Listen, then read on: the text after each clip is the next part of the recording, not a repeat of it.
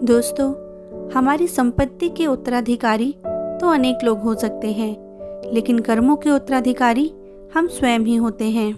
गांव देहात में एक कीड़ा पाया जाता है जिसे गौब्रेला कहा जाता है।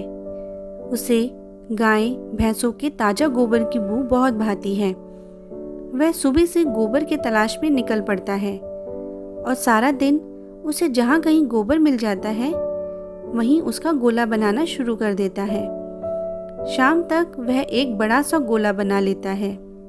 फिर उस गोले को ढकेलते हुए अपनी बिल तक ले जाता है, लेकिन बिल पर पहुंचकर उसे पता चलता है कि गोला तो बहुत बड़ा बन गया, मगर उसके बिल का द्वार बहुत छोटा है।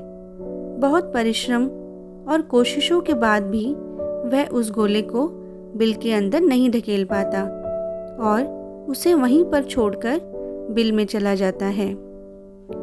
यही हाल हम मनुष्यों का भी है। पूरी जिंदगी हम दुनिया भर का माल मत्ता जमा करने में लगे रहते हैं और जब अंत समय आता है तो पता चलता है कि यह सब तो साथ नहीं ले जा सकते, और तब हम उस जीवन भर की कमाई को बड़ी हसरत से देखते हुए इस संसार से विदा हो जाते हैं। पुण्य किसी को दगा नहीं देता और पाप किसी का सगा नहीं होता। जो कर्म को समझता है उसे धर्म को समझने की जरूरत नहीं पड़ती। संपत्ति के उत्तराधिकारी तो कई हो सकते हैं, लेकिन कर्मों के उत्तराधिकारी केवल और केवल हम स्वयं ही होते हैं। इसलिए उसकी खोज में रहें जो हमारे साथ जाएगा। उसे हासिल करने में ही समझदारी है। धृतराष्ट्र ने भी श्री कृष्ण से अपने कर्मों का हिसाब किताब पूछा कि मैंने ऐसा क्या कर्म किया कि मुझे अपने 100 बेटों की मृत्यु का शोक मिला। मैंने अपने 100 जन्मों तक पीछे देखा है कृष्ण, लेकिन ऐसा कोई कर्म मैंने नहीं किया। श्री कृष्ण ने अपने योग बल से धृतराष्ट्र को देखा कि यह एक राजा थे और वह स्वादिष्ट व्यंजनों में खोए रहते थे। बिना विचार किए जो सामने आ जाता खा लेते। एक दिन रसोइये ने हंस के 100 बच्चों का मांस बनाकर एक एक करके राजा को खिला दिया। श्री कृष्ण ने कहा, धृतराष्ट्र, आप स्वाद में अंधे हो गए, तभी आप इस जन्म में अंधे बने। तुम्हारे पुण्यों के प्रभाव से 100 जन्मों तक तुम्हें फल नहीं मिला, लेकिन इस जन्म में हंस के 100 बच्चों को खाने का फल तुम्हें मिल गया, तभी तुम्हारे 100 पुत्र मारे गए।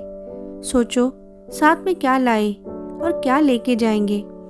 मनुष्य को ऐसी कमाई इकट्ठी करनी चाहिए जो इस संसार में भी काम आए और मृत्यु के बाद उसे हम साथ में भी ले जा सके और हमारे ही काम और अगले जन्म में भी हमारे ही काम आ सके।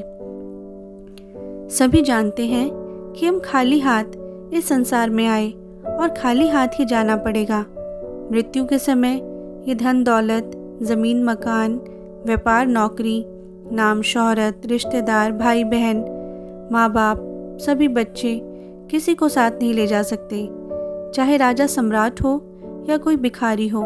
इसलिए इतना मोह, इतना लगाव इनसे क्या रखें। साथ में हमारे जाएंगे सिर्फ हमारे अपने किए हुए या अच्छे बुरे कर्म, कीर्ति अपकीर्ति, दान धर्म परोपकार, दुखियों की सेवा, पुण्य, जो भी हम इस जन्म में करेंगे ये अवश्य साथ जाएगा और हमारे ही काम आएगा।